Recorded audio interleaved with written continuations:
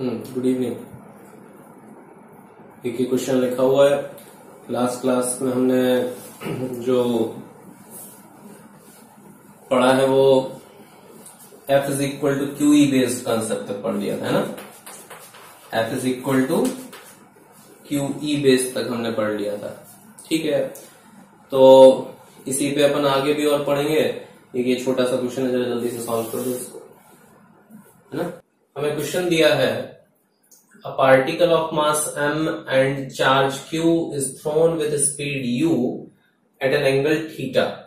If electric field in space is capital E, which is vertically downward, then find the horizontal range. मतलब हमने इसको एक projectile motion के concept लेके बनाया है और हमें इसमें रेंज निकालना है। जो acceleration due to gravity g वो भी कंसीडर करना है। इसमें हमने नेग्लेक्ट करने को नहीं बोला है, मतलब हमें कंसीडर करना पड़ेगा। तो हम कंडीशन देख लेते हैं कि क्या बनती है।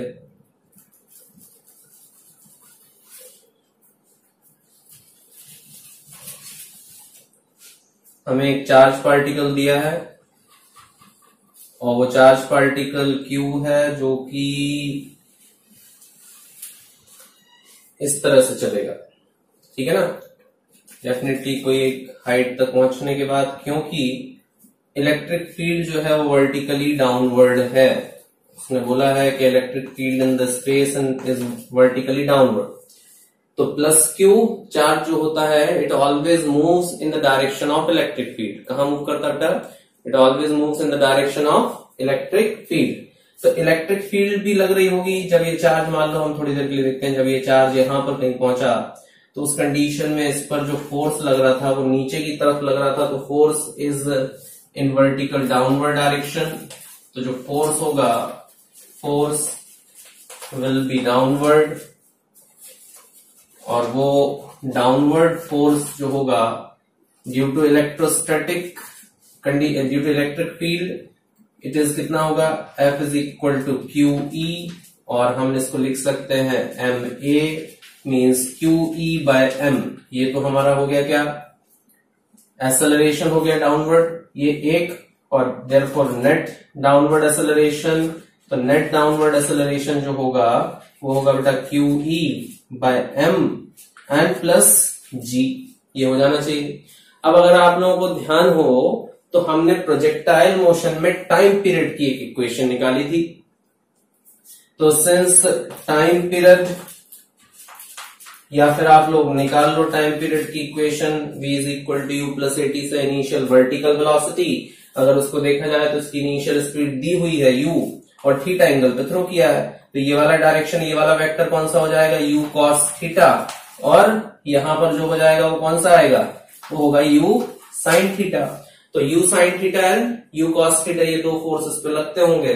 तो क्या कंडीशन बनेगी बेटा यहाँ पर? Q E by M plus G. तो टाइम पीरियड अगर हमें यहाँ लिखना है तो v is equal to U plus AT, या फिर डायरेक्ट टाइम पीरियड आप लिख दो तो ये हो जाना चाहिए 2v sin थीटा बाय जी, या 2u sin थीटा बाय जी। और g अगर आप लिखोगे तो g की जगह कितना लिखना चाहिए? आपको लिखना चाहिए g plus Q E by M.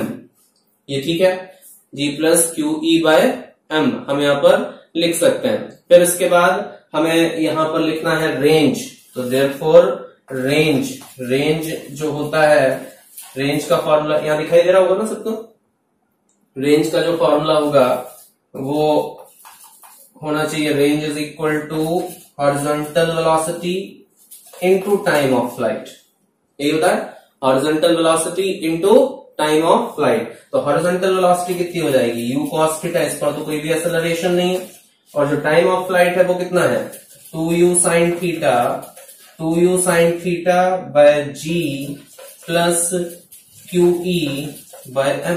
तो ये हम इसको सॉल्व करेंगे तो आंसर आएगा हमारे पास। लिख लीजिए, एक हमारे पास एक वॉल यहां पर दी हुई है जिस पर कोई एक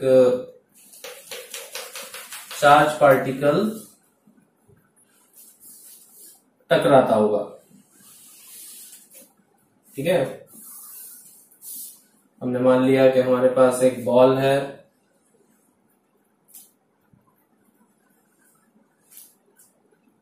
और इस बॉल पर ये जो सरफेस है ये स्मूथ सरफेस है, ठीक। स्मूथ सरफेस और इस बॉल को जो चार्ज दिया है वो Q दिया है, इसका मास कितना है M है। इस कंडीशन में इस डायरेक्शन में इलेक्ट्रिक फील्ड है, और कैसी फील्ड है, ये यूनिफॉर्म इलेक्ट्रिक फील्ड है। तो अगर जब ये बॉल जाके टकराती है तो कोलिजन होता है, और कोलिजन जो होगा वो collision is perfectly elastic, collision is perfectly elastic. Collision जो है वो कैसा है, एक परफेक्ट इलास्टिक कोलिजन है। हमें ये निकालना है, क्वेश्चन है find out the time period, find after how much time, after how much time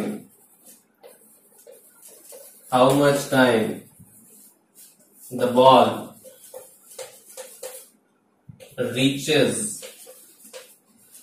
to initial point,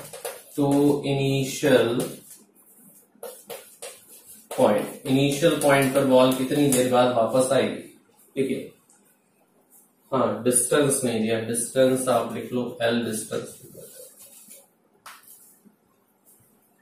initial speed इसकी 0 मानना है, एक्सेलरेट हो रही है बॉल, और किसकी वजह से एक्सेलरेट हो रही होगी, इलेक्ट्रिक फील्ड की वजह से, क्योंकि उस पर क्या है, चार्ज है, फोर्स जो लग रहा होगा इस पर, सिंस फोर्स ऑन बॉल,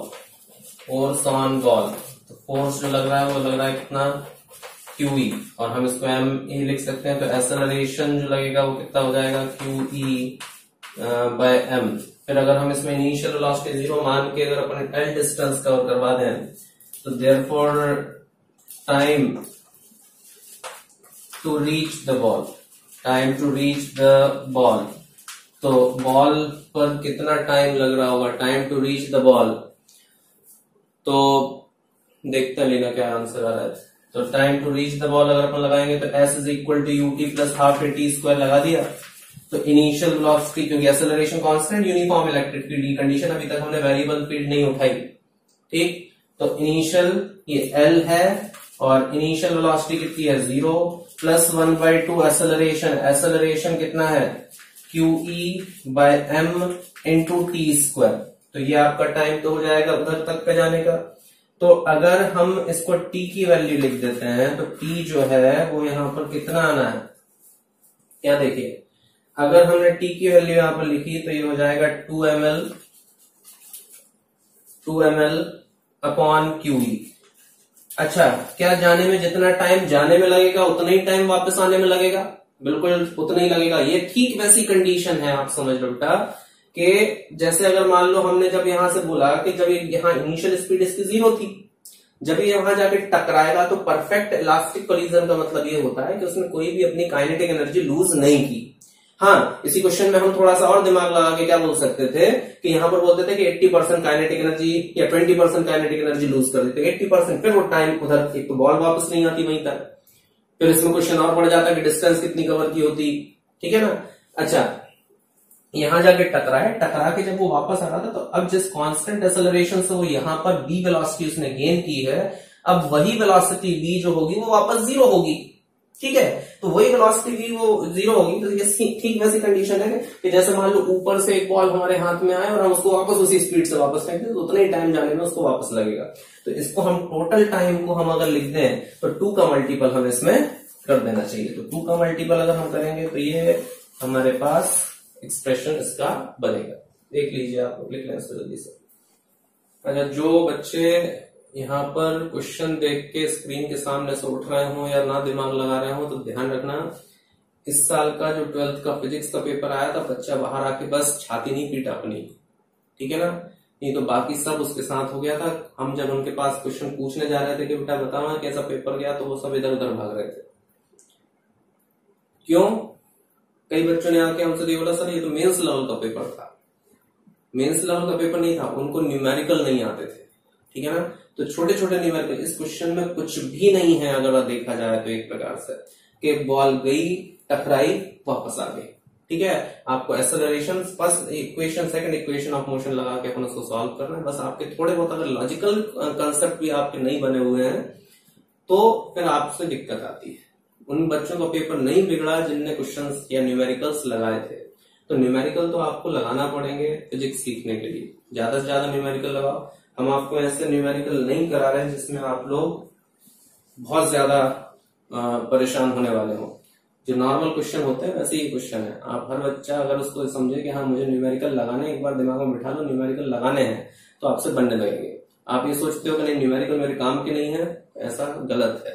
ठीक है।